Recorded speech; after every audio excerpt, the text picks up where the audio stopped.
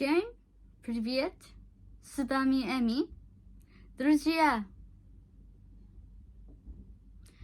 どこにあるのか誰も知らない謎の国、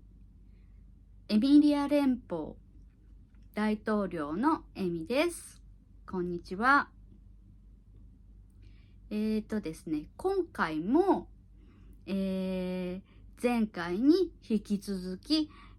旅人の織まこさんと三山さんとの対談をお送りしたいと思います。では前回の続きを、ご覧ください。どうぞ。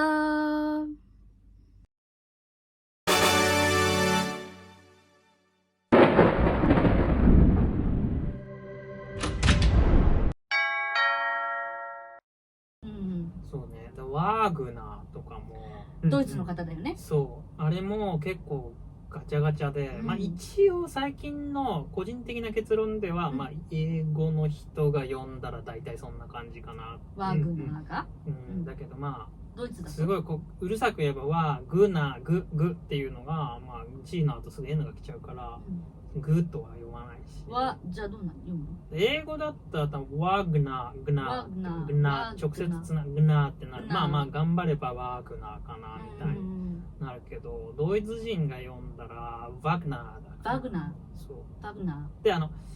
で昔の言い方、さっき言ったドイツの昔の言い方をっていうんでワグネルって日本語のカタカナが当たってる。ワグネルっていうカタカナが当たってる場合もあるし、そう。ドイツ語のその昔の話とこう触れていくと結構奥が深くて、福沢諭吉かな、WA とかそのドイツ語からワイマールとか、もう本当はワイマールバっていう発音になるから全部和行に濁点をつけて、それでその和行を表記するっていうのを考案したんだけど、いまいち流行らなかった。ベンベとかもさ、なんか最初にベンベとかって言われてわかんないもんね。BMW って言われて、ああ、なんでそこだけ BMW みたいな。あるよね。フォルクスワーゲンひどくて、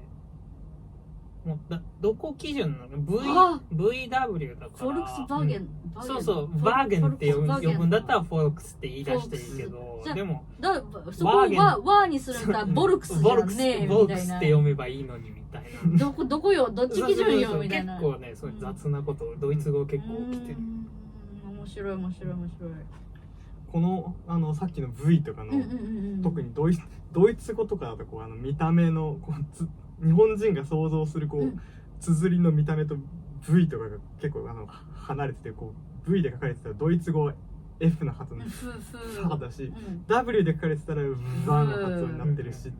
ていうのですごくいろいろあるんですけど、こう特にこう割といろんな言語を見ていくと V と W の両方を持ってる言語って多分あんまりなくて、そう偶然英語は両方とも持ってるから、あれなんだけど、例えば日本語でも和行しかなくて和行はないし、スペイン語も和行はないわけだし、でドイツ語も和行がなくて今度は V が逆にあるっていうのがあったりとかして、イタリア語も V だけかな。そう、母国も和行ないんだよね。っていうのがあったりして、こう意外とこうやっぱ唇のこの辺を使ってわとかわってこう発音が似てるからどっちかしかなかったりする中、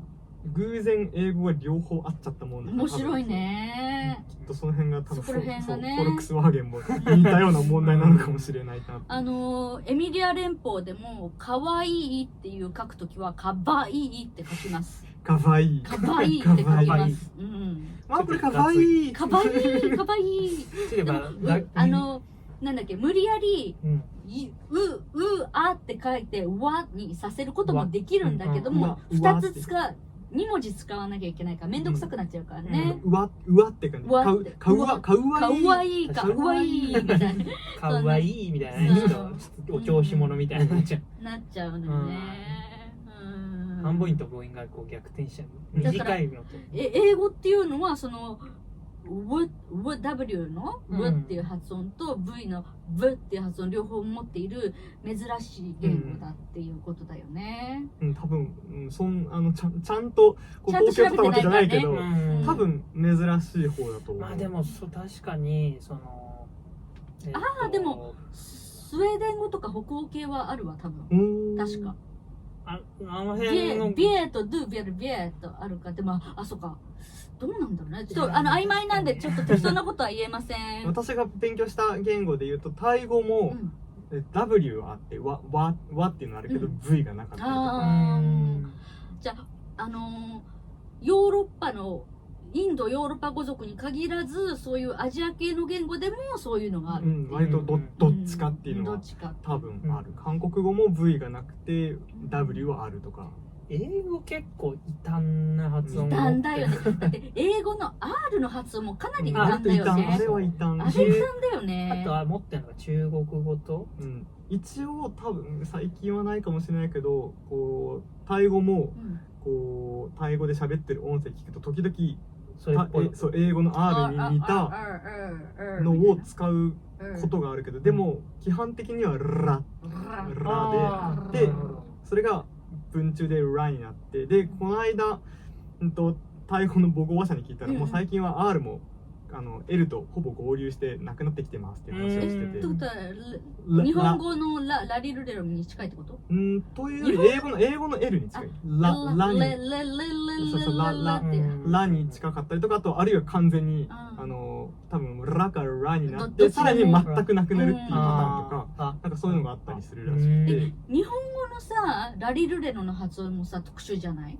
どっちつかずじゃない？だってどうなの？微濁音以上に実はその流れによってどの発音を使っているかっていうのがかなり細かくあって、そうなの？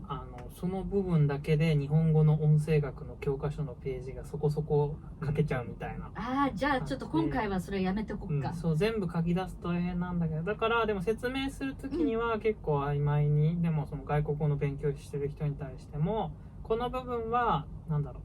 う、日本語で普通にここそのカタカナでラって読んだ時と同じ感覚でいいですよって言うと理解しやすい場面とかも結構あったりして、英語の専門的なフラップティーとか言ったりするワラウォーターじゃなくてアメリカのウォーターのワラとか、あれは本当に舌が一回当たってすぐ返ってくるんで、あれは完全にその日本語でも出てくる場合のあることなんで、そう思ってちょっと発音してみて、よく聞いて、そう思って日本語のカタカナのラがそこにあると思って発音してみてくださいっていうと、うまくいく場合が多い。それこそスペイン語でも結構それに似たような R があって、スペイン語の場合はR ラ行に聞こえる音がなんかいっぱいあるからこうあれだけど、そのうちの一つが割と日本語に近いラ行だったりする。イタリア語でも巻き舌と巻き舌だってすごい言われるけど、時々日本語と同じラでもここはいいですよって言っちゃうところは結構、エミリア連邦の言語でもR の発音は L はめちゃくちゃルって言わなきゃいけないけど、R の発音にかなっていうのは、日本語のラリルレロでもいけちゃう。でも強調するときはルって言うけど、強調しないときはラリルレロと全然いけちゃう。割と多分そういうのは割とあるんじゃないかな。てか日本語でも私の知り合いとかでめちゃくちゃラ行こう強調するときにラになってる人いるから。なんかさ、お前てめえとかって言うときはね。おめえらよみたいな。そうでも江戸っ子もいるし、私の知ってるその知り合いは大阪の出身の人で、怖い。普段から割とラっていうのがめちゃくちゃ出てくる。ダウンタウンの出たての頃の映像とかっていうのが結構あるから、多分割と日本語っぽいRで。関西系の人たちはっていうとか、あるいはもう本当にいかつい人とか、いわゆるコテコテの言い方だとっていう感じだけど、地域性が多分あるんでしょうけど、東京近辺だとやっぱり江戸の町にっていうかね、私子供の頃だってラの発音できなかったもん。なんかイタリア人の子供とかもできないと習いに行かされるらしい。エミリア連邦の子供たちもできない、大人でもできない人がいるっていう、割とこう合唱やっててもこのラが発音、こう言語的にやっぱり発音できた方がいい曲なんだけどできないっていう人が結構いたりして、こうで練習してもできないんだよねっていう人と、いや全然できるけどみたいな人がいるっていうのが結構合唱あるあるでそうだよね。だって子供の時さ、なんかクラスのさ、小学校とかの男子がドゥーンってあれやってたの、私全然できなくてマシンガンごっこマシンガンごっこが全然できなくて、そのが言えないよって思ったけど、いつの間にかできるようになってたっていう。さあさあ、じゃあ、まあそう、今回はなんか帰らなきゃいけない時間が近づいてきたかもしれない。もう話が盛り上がっちゃって、また、じゃあ、いつかね、またお越しいただけてたら、変なことばっかりだったよ。また、エミリア連邦に、迷い込んできた時には、ぜひ、また楽しい話を聞かせてください。今回は、オリマコさんとミヤマさんが、エミリア連邦に迷い込んで楽しいお話を聞かせてくれました。では皆さんありがとうございます。さようなら。また来てね、2人とも。ぜひぜひ。ありがとう。いかがでしたか？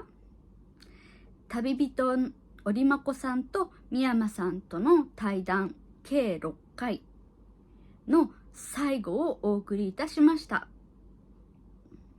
とても興味深く面白いお話でしたので、2人にはまたエミリア連邦に来てお話をしていただきたいなと思っております。オリマコさんとミヤマさん、ありがとうございました。ですね、今後も、いろいろな旅人さんをお呼びして、お話をしていきたいと思っております。この動画が面白いと思われた方は、今後の動画制作の励みになりますので、旅人さんたちにもたくさん来てほしいと思っておりますので、チャンネル登録、グッドボタン、コメントや、どんな旅人さんに来てほしいかなとか、どんな動画が見たいかなといったリクエストをお待ちしております。あと、さっきも言ったように、エミリア連邦で私とお話をしたいなと思ってらっしゃる旅人さんを募集しておりますので、概要欄のメールアドレスにご連絡いただけると嬉しいです。ではまた次回の、動画でお会いいたしましょう。またね。パッカー。ダスビダーニャー。